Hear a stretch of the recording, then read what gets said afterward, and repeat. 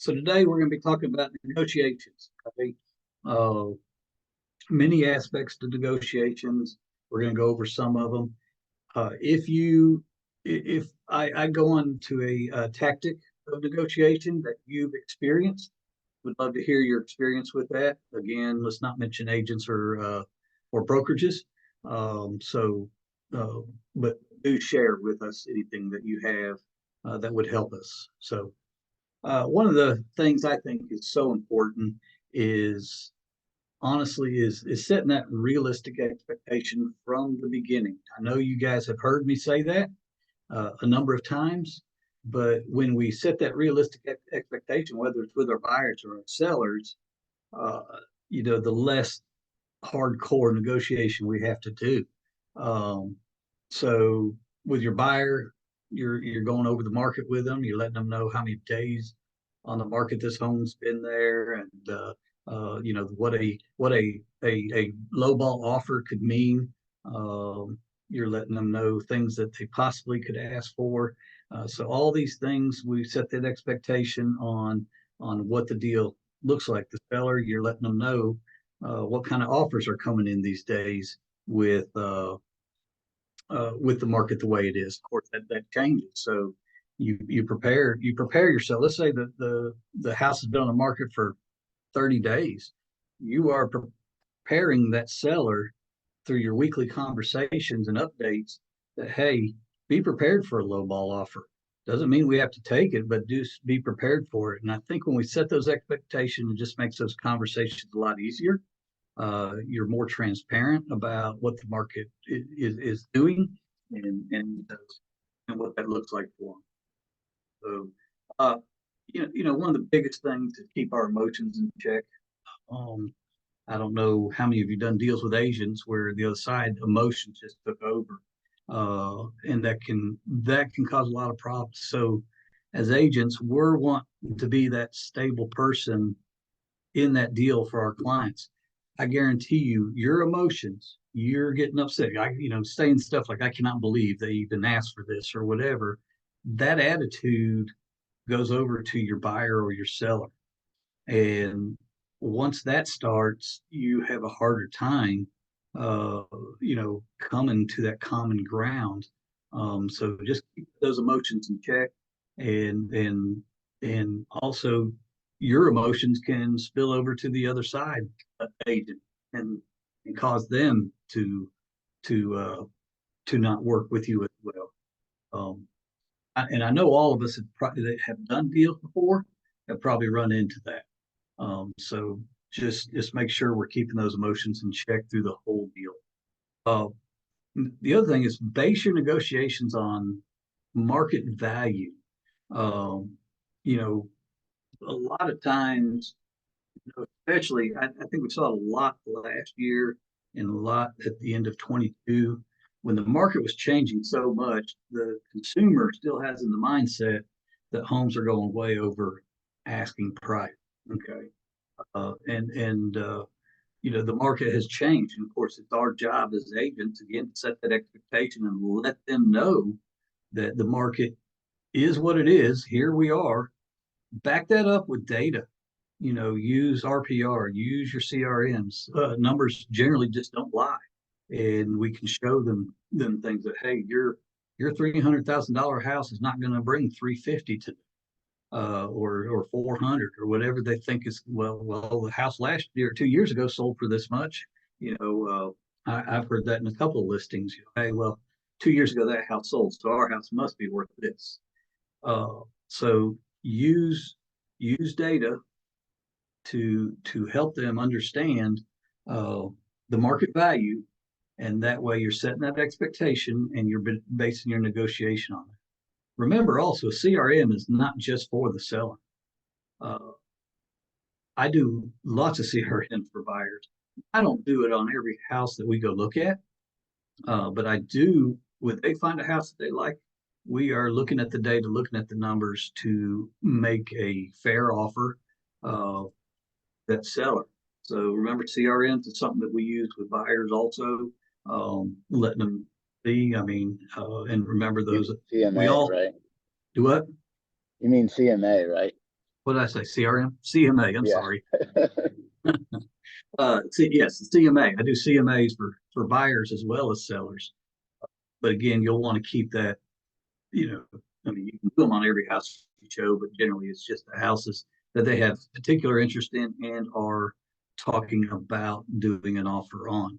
Um, and again, that those numbers help them realize what that market value is and make an offer accordingly.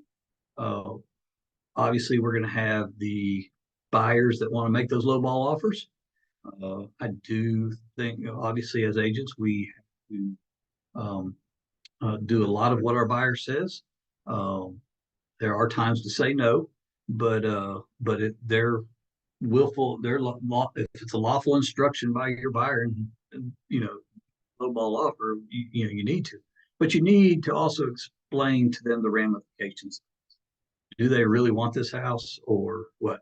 Now, I've worked with several investors, and they don't care. They're just going to throw a bunch of darts and see what sticks. That's a little different strategy, obviously. But for a buyer that really wants to buy a house, let you know try to guide them into a fair offer. Uh, and think about it this way: a lot of times the offer can be at list price, but negotiate uh, the incentives, the closing costs. Remember, you may have repairs coming, so in the beginning, if you negotiate something, it's the seller's lowest dollar, and they just I mean, and now you come in and you start asking for repairs. Now that's getting the seller below what they're willing to accept. So keep all that in mind with making that offer. There's a house that you notice some things that you're probably going to be asking for. Keep that in mind with the initial offer um, to help it go smoothly. Um, you know, when we are presenting offers, um, I like to do that in person. I think that's something that we go back to the expectations. We can explain some of those expectations when we're working with a seller and we get these offers. If you can't do it in person, we do it by Zoom. Um, I just think these long email threads back and forth can be pretty daunting, uh, and and get such a lengthy thread that you forget what you talked about. So I do encourage you to, write your purchase and sale in person or by Zoom, or not write it, but at least explain it to them before they sign it. Same thing with a seller presenting those offers in person or at least by Zoom. Another thing you can do, which I find effective, is negotiate over the phone with the listing agent or during that offer. So you've turned in your purchase sale agreement, um, and they come back with a counter. Before you send another counter, why don't you call that listing agent? Let's talk about those things that will help get this deal through, and so that you're only writing one more counter instead of having these lengthy. We've had deals come through this offer with 6, 7 counter offers back and forth. So a lot of times something can get lost in translation when you're doing it that much. So try to call the listing agent and just go. That some will and some won't. Some want everything in writing, but at the end of the day, you are putting the final negotiation in writing. You're just the verbal will not pass. It will it's not a contract verbally, but at least you can get to where you need to be, put it in paper, and then um, hopefully that'll be the last negotiation you have to do as far as the contract goes. Uh, we've all heard real estate location, location, location, right? Uh, I think in negotiations and purchase and sale and even listing agreements, it's data, data, data. Okay, so keep that data or gather that data as much as you can on the house, on the market, what it's doing, and try to craft your offer, craft your listing agreement, all those things. Try to do that with the data that you have. Okay. One of the most important ones to me is negotiate with a win to win perspective. Okay. Uh, Remember, we're not going to battle. Um, you don't know how many times, and I guarantee you, and I'd love to hear one of y'all tell us how many times we put in an offer and it was a battle from the beginning. It was, well, here's my offer. Well, I'm the listing agent. I'm gonna, it's just we're against each other from the beginning, and I never have understood that. Um, you know, even in the contract, it talks about it's cooperating. We're all cooperating brokers, but yeah, we don't. So some of the and I find it a lot of times, and I hope it's none of the new agents on here, but I find a lot of times with new agents, that's where we get that battle, and what we're really looking for is a win-win perspective. It'll kill a deal. I mean, again, that battle, that other agent may be bragging about how well they're negotiating against this other side, and that spills over to the consumer, and that consumer gets in the same battle with it, and it does not help anything through the process. Does anybody else experience that? I know one of y'all have. Yeah, you get it a lot with a lot of the veteran agents that they'll say, "Well, I've been in the real estate game for 20 years, or I've done this," and it's just a tactic to to get you as a newer agent to kind of back down. But it's like you said, we're all in it to achieve one thing, and that's to get to the closing table for either the buyer or the seller. So just cooperating and congratulating that agent on their 20 years and being a realtor. Yeah, a lot of times we can turn that conversation, to them and say, "Man, that's awesome," And Yeah, you're right. I think that's a good point. And a lot of times that'll soften them on their side. Uh, so it does my heart good when I hear new agents working with a veteran agent, and that veteran agent was actually a help to them. yeah. And I don't get why we're not more. Uh, but again, yeah, people people take this and they want to brag about their negotiation skills, and I think that's negotiation skills are fine. But in a real estate transaction, it's not a battle. It's not a competition. It's coming to a win-win solution, and instead of making mountains out of or molehills out of whatever it is, molehills out of mountains. Is that what it is? Let's Mountains find. out of molehills.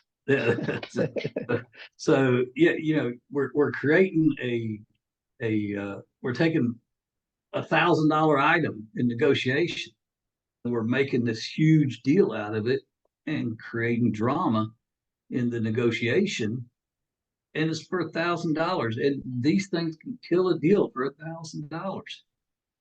We're talking a $400,000 house. I've seen it happen. We're not. Let's look for solutions instead of creating problems, and treat it that way every time. Okay, well, let's see if we can come to a solution and not make it more than it really is. So, but I've seen deals die because of $1,000, which is amazing. Um, Win-win is everything. One thing you can do, and it kind of goes to what Chris was how we respond back, is sometimes make it feel like it was them that made this deal. You go to your seller because the buyers asked for closing costs, and maybe that conversation, hey, the buyer's asking you to pick up closing costs or some of the closing costs to seal the deal. Um, you're free to say no, of course, but would you be willing to consider that? Opens the conversation, okay, uh, to talking to your buyer or your seller at that point. Okay, they're asking for this. Is this really worth it? And sometimes it's how we explain it. Uh, there's a lot of times a deal. Let's say they're asking for 2,000 in closing costs, and the seller's just not willing to take it. However, they're willing to go on the market for another 30 or 60 days and pay that mortgage payment. And we got to let them know. Okay, obviously you can say no, but if this deal falls through, um, are you willing to be on the market for another 30, 60 days and pay 2 more mortgage payments? Um, so let them try to understand the ramifications of saying no and what the benefits of saying yes are.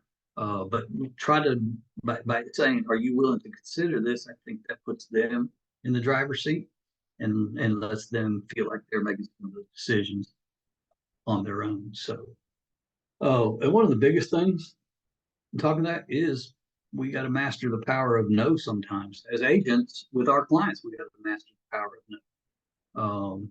There's going to be things they ask you to do, and whether it's and legal things that you need to say no on. So we don't a lot of times because we're desperate to get a deal. Um, we hadn't had a deal in a while, and we really need that commission check. And I understand that thought, but sometimes saying, "Look, no, we can't ask $500,000 for the $300,000." Um, and no, I'm not willing to spend $1,000 in pictures and staging and advertising for your listing for something that's so overpriced. So have that confidence that you can say no sometime to those. Um, I like to learn what the other party really wants. If I'm a buyer's agent, uh, I don't necessarily always ask them why they're moving. I may ask leading questions. So, I see these people have been in the house for 20 years. That's awesome. Lead those leading questions. I'm shocked how many times you start a conversation with these agents and how much they'll spill about the deal. Oh, yeah, they're leaving. They got to be gone by 30 days. Well, that's going to help me craft my offer when I know that there's some desperation on the other side. Vice versa, as a selling agent, don't spill all the beans. Be truthful. You can be truthful, and but there's a lot of information that is given that probably never should be given uh, as a listing agent or as a buyer's agent, but as a listing agent about your seller's motives. Uh, you are just putting them in a position as a buyer's agent to make maybe make a lower offer than they normally would have, because now they know that the seller has to be out. But you can leading questions. Um, like, hey, I see they've been in this house for 30 years, or I see that they've done some beautiful renovations to this home. Some of those leading questions will get the agent to talk a lot. So as a buyer's agent, you can use that and help them craft a fair offer, but it does help you. Also ask when we're talking to the other agent what some of those things the uh, the seller wants. Do they want a quick close? Do they need time, contingency to find a new home? What's those things that we can do to give in this offer to make them more comfortable with saying, okay, these people are willing to work. Um, and then, another thing I did, in fact, I just did it on a deal. I felt the house was at the top of the market. My clients really wanted it. We actually negotiated the house down a little bit, but um, one thing I wanted to know was what was the seller going to be willing, if this thing did not appraise, to drop the price. We had that conversation in the beginning. I also set the expectation with the buyer that, hey, they say they're going to negotiate it, but until we get that appraisal back, we don't know. I mean, it's nothing we can put in writing necessarily. Um, but goodness, praise.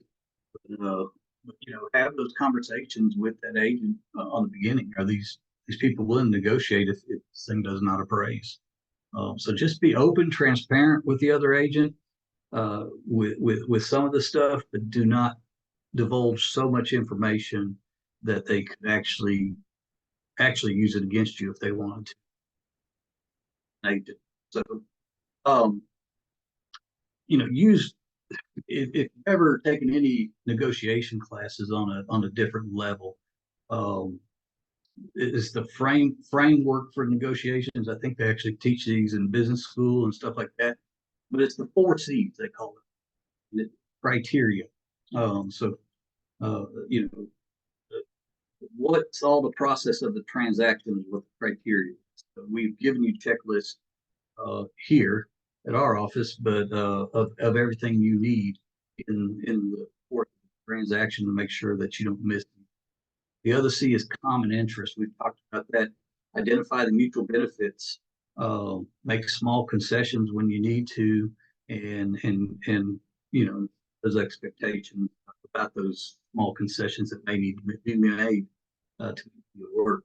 Uh, what are the conflicting interests? Or conflicting items. So, if you know from the beginning that you can ask for that shed in the backyard, but the seller is definitely taking it. Knowing that from the beginning, instead of asking for it, can keep some of that conflicting things out of it. Your buyer may want it, but you tell them, hey, this is something that's not going to convey with this house. And then learn to compromise, make sure that we're able to find a middle ground. Again, obviously, be there for your buyer, your seller, represent them appropriately, get them the best deal. But we are there to to make a deal, win, cooperate. Um, the buyer wants to buy a house, the seller wants to sell a house, and agents want to earn a living. So don't. I hope you'll use some of these things through it. There's so much more to negotiations and every deal is so different. But try to just keep those things in mind as we go through those negotiation processes. That we are, the main things that we are here to work together. We want to find that win-win, and we're going to be try to be as accommodating as we can for each party. Anybody got any stories on negotiations they want to bring up, or any ideas or thoughts? All right. Well, guys, don't forget Thursday, broker open. Um, you'll get a link to the broker open, Matt and Dr. Ben. So I hope you'll join us on that day.